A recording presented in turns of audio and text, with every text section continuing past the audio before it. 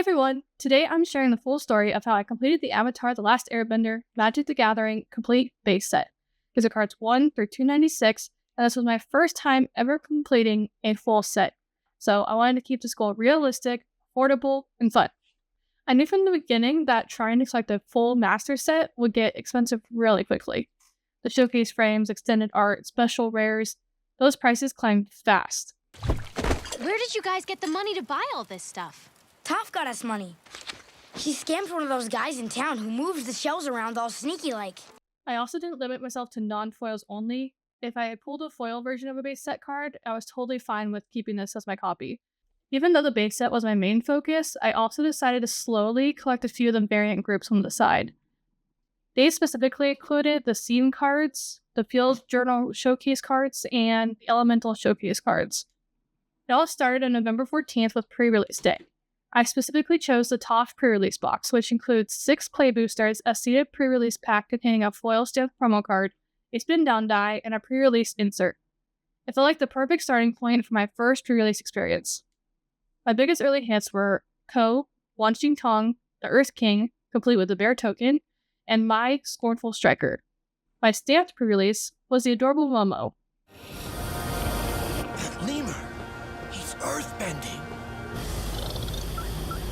You idiot, it's the girl! Oh. What really kicked this journey into motion was that a family member actually gifted me the Commander's Bundle as an early Christmas present. The Commander's Bundle comes packed with a ton of great stuff, including 9 play boosters, 1 collector booster, 15 traditional foil basic lands, 15 non-foil basic lands, and a click wheel life counter. It also includes a large dex box to hold everything.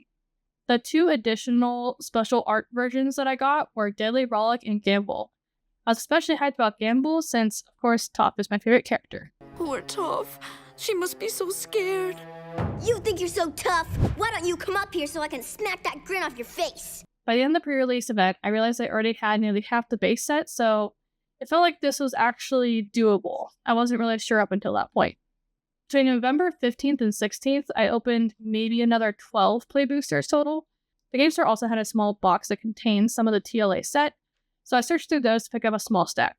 By the end of the 16th, I was down to 29 cards left. That's when the real hunt began.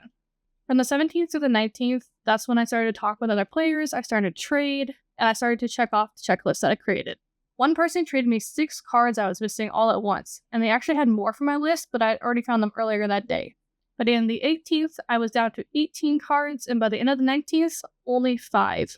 The final 5 were the Rise of Sozin, the Badger Mole Cub, The Legend of Kyoshi, Aang at the Crossroads, and Avatar A.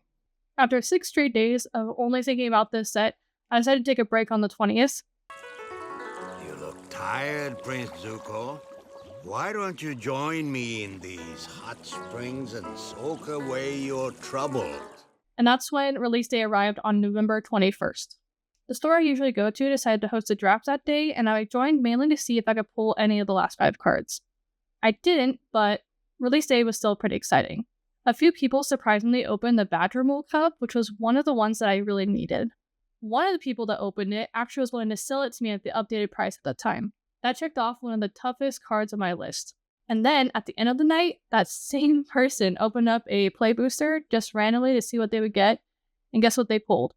They pulled The Legend of Kyoshi, another one of the last 5 cards I needed. I traded them a Katara and another creature that I had for trade, and then they were interested in a full art land, so I threw in 4 full art lands that I had as a thank you to all their help that night. I didn't finish the base set before release day, but ending the night with only 3 cards left was still a huge goal that I had reached.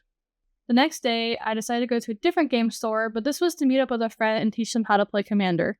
That store ended up having 2 of the last 3 cards I needed. That left just 1, the Rise of Sozin. Of course, of all cards, that had to be the final one. Don't do this, Sozin. Don't challenge me. It will only end badly. On November 23rd, after work, I decided to call that same shop to see if they, for some reason, had the Rise of Sozin. And they did. So I drove straight there and picked it up. And just like that, I completed the base set. Looking back on the whole journey, I realized I learned way more about Magic than I ever expected to. This included rarity structures, product types, even how different communities approach trading, And honestly, I'm really proud about how quickly and smoothly everything came together.